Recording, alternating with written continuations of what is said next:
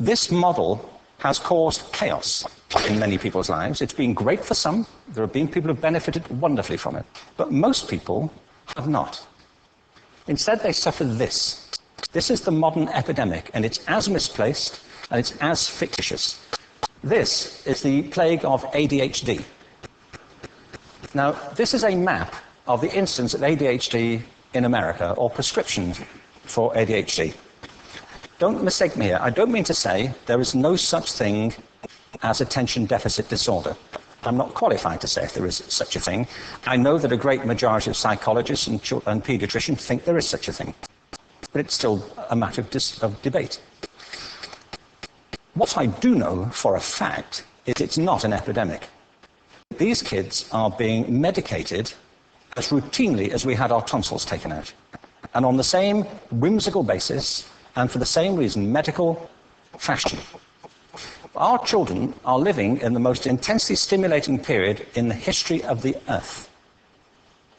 They're being besieged with information and calls for their attention from every platform, computers, from iPhones, from advertising holdings, from hundreds of television channels. And we're penalizing them now for getting distracted. From what? Boring stuff. At school, for the most part. It seems to me not a coincidence, totally, that the incidence of ADHD has risen in parallel with the growth of standardized testing. Now, these kids are being given Ritalin and Adderall and all manner of things, often quite dangerous drugs, to get them focused and calm them down. But according to this, attention deficit disorder increases as you travel east across the country. People start losing interest in Oklahoma.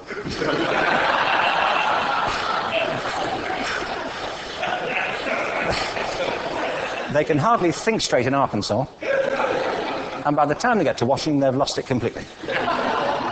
And there are separate reasons for that, I believe. It's a fictitious epidemic.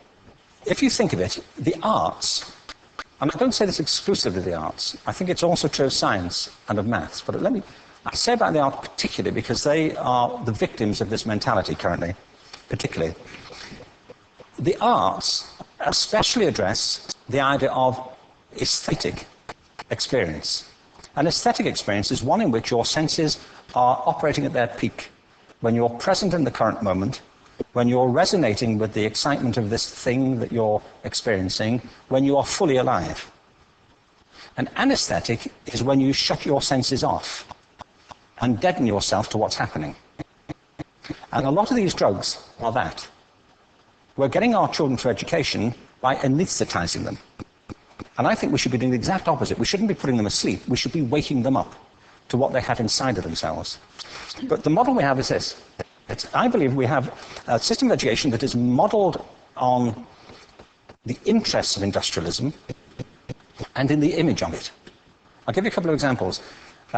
Schools are still pretty much organized on factory lines, ringing bells, separate facilities, specialized into separate subjects. We still educate children by batches. We put them through the system by age group. Why do we do that? Why is there this assumption that the most important thing kids have in common is how old they are? It's like the most important thing about them is their date of manufacture. What do you mean? Well, I know kids who are much better than other kids at the same age in different disciplines, or at different times of the day, or better in smaller groups than in large groups, or sometimes they want to be on their own. If you're interested in the model of learning, you don't start from this production line mentality. It's essentially about conformity, and increasingly it's about that as you look at the growth of standardized testing and standardized curricula. And it's about standardization.